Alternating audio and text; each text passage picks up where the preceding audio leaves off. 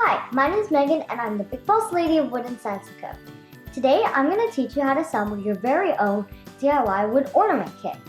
We have these locally sourced wood ornaments. They're actually called wood cookies, but don't eat them. We have your chosen stencil that is pre-weeded and it has this white and red grid thing on it. It's called transfer tape, so it'll be ready to place right onto your wood. You have your chosen colors of paint, foam brushes, a T-pin to remove the little pieces of your stencil once you're done, sandpaper, jute string to hang up your ornaments, and a little ribbon to tie around the jute string to add a little finishing touch. Now it's time to paint the background for your wood ornament. Pro tip, when you're painting the background, try to hold your brush at an angle so you'll get a clean edge.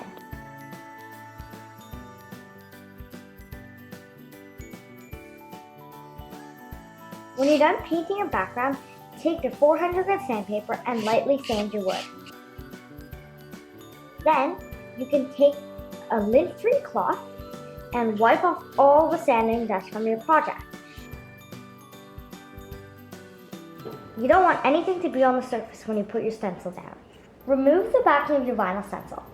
Flip over your stencil, and if you need to, fold in a corner. That should separate the stencil and the backing. As you can see in this stencil, there are lots of little pieces in the tiny letters. You don't want to lose the little pieces because then your stencil might look a bit odd at the end. And you see here, a tiny piece just came off, so I can push down the backing a bit and push it over again. Make sure you roll off your stencil close to the surface and don't pull it off from above. Now, just put your stencil onto your wood ornament and carefully smooth it over. Now remove your transfer tape. Transfer tape is the white and red grid thing on top of your stencil. It helps move all the little pieces on your stencil onto the wood ornaments. When you're removing your transfer tape, make sure none of the little pieces come off. If they do happen to come off, push over your transfer tape, just a bit of it, and smooth over it again. Now use either masking or painter's tape to surround the edges of your vinyl stencil. This will make sure that you don't get paint all over your wood ornament. It's time to paint your stencil color, but before you use the chosen stencil color, use your background paint first. That way, if your paint does bleed, it'll bleed the background color and you'll barely be able to see it. Make sure you don't have too much paint on your paintbrush.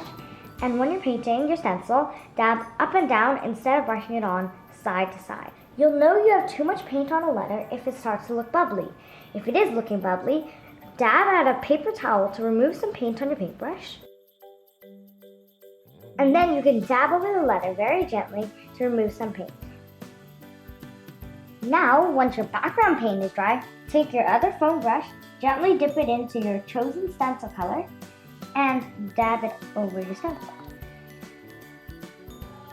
Make sure you do multiple thin coats rather than one big thick coat.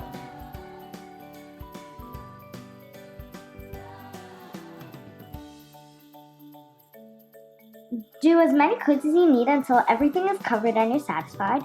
I usually do about 2 to 3 coats, and you take a look and make sure you didn't miss any of the fine detail in your stencil.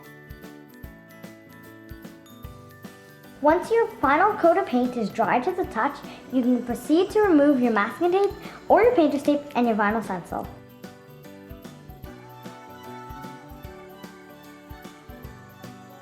Remove the inside of your stencil letters with your T-pin.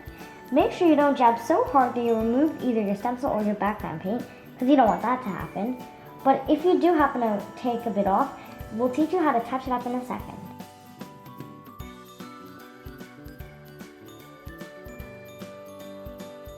Overall, this looks pretty great. I just noticed I nicked a bit of my stencil right here, so I'm going to use my T-pin and my stencil paint, which is white, to fix it a bit. Now I'm just going to take my T-pin and my white paint and gently going to touch it up. Now it's time to tie it all together. Stick your jute string through the hole in your wood slice. Each ornament will have about 8 inches of jute string. Now you can just tie a little double knot. And we've included a tiny piece of ribbon in our kits. You're probably wondering what that's for. It's just to add a little finishing touch at the end. There you have it, it's all done. We hope you enjoyed making it and now you can display it proudly on your tree. If you like what you see or want to do more DIY craft kits just like this one, look for our website, woodandstencilco.ca, or visit us on Facebook and Instagram at Wood Stencil Co. Bye for now!